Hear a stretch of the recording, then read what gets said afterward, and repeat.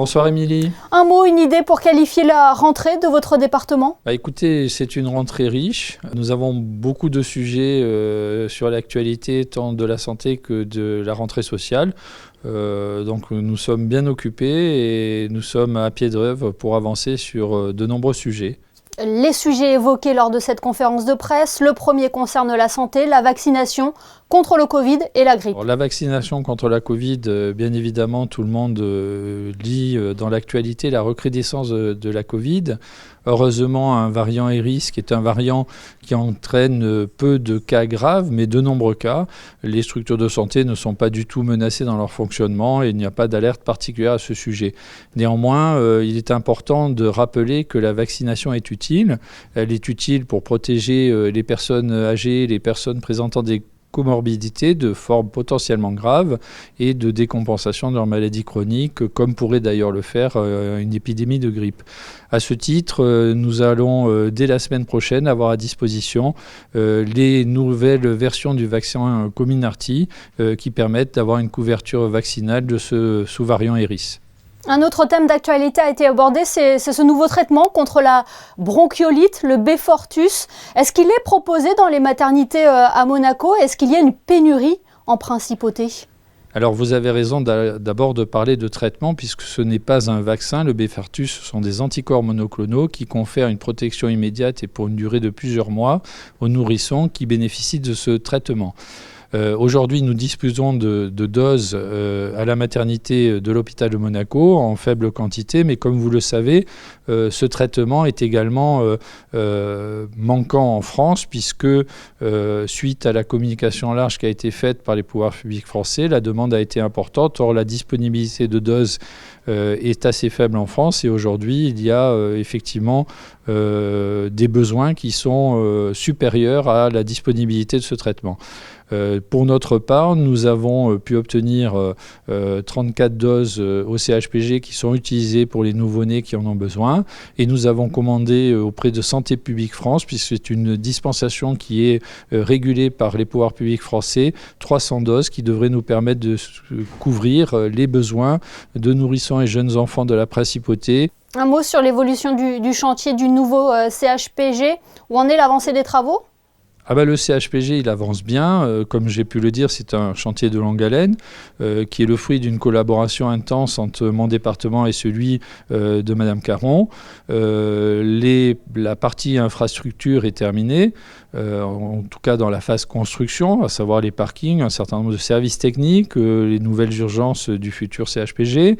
Et nous sommes passés à la construction de l'infrastructure, de la superstructure, qui avance bien puisque nous montons d'à peu près un étage par mois, ce qui fait qu'à la mi-2024, nous aurons atteint la hauteur définitive de ces deux tours.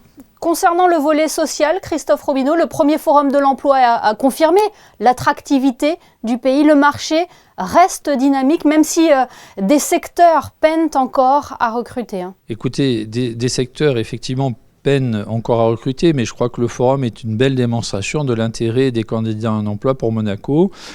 Concernant la situation d'ailleurs des salariés, vous saviez qu'en 2022, nous avions passé les 60 500 salariés. La croissance se poursuit puisque à fin août, nous avions passé la barre des 64 000 salariés en principauté. Donc je crois que l'attractivité, elle est toujours réelle. Les salariés espèrent pouvoir venir à travailler. Philippe Ortelli, président de la FEDEM, soulevait sur notre antenne la semaine dernière la difficulté d'accès à la principauté. Est-ce que le gouvernement est sensible à ce sujet ? Le gouvernement ne peut pas faire autre chose que d'être sensible à cette problématique, que ce soit la question de la mobilité ou la question du logement. Après, il faut quand même rappeler que le gouvernement monégasque, s'il maîtrise le territoire monégasque, il ne maîtrise pas le territoire français. Et donc, la résolution de ces problèmes doit faire l'objet de négociations concertées entre les pouvoirs publics français et les autorités monégasques. Mes collègues du gouvernement ont eu des rendez-vous avec leurs homologues français pour discuter de la problématique, notamment de la mobilité. Et nous espérons à court moyen terme, trouver des solutions pour améliorer les voies d'accès à la principauté. Notamment, nous espérons que l'amélioration du réseau ferroviaire sera pour partie une amélioration des conditions de circulation en réduisant le trafic automobile et en augmentant la capacité ferroviaire.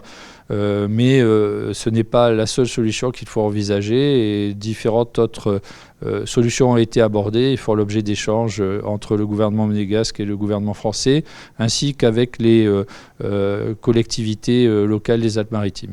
Christophe Robineau, quelles sont vos relations avec les partenaires sociaux? On a pu voir un mouvement il y a quelques jours en principauté. Quelles sont les principales inquiétudes et revendications des syndicats? Les revendications, depuis que je suis en fonction et même avant, sont sensiblement toujours les mêmes. On évoque l'emploi, on évoque les conditions salariales, on évoque la couverture de l'assurance maladie, on évoque les conditions de retraite.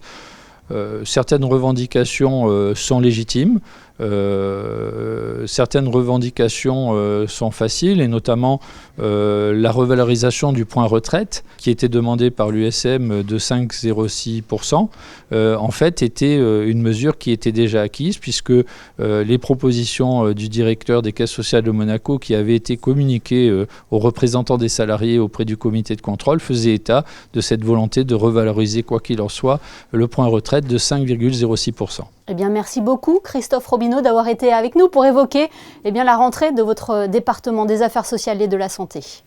Merci beaucoup Émilie.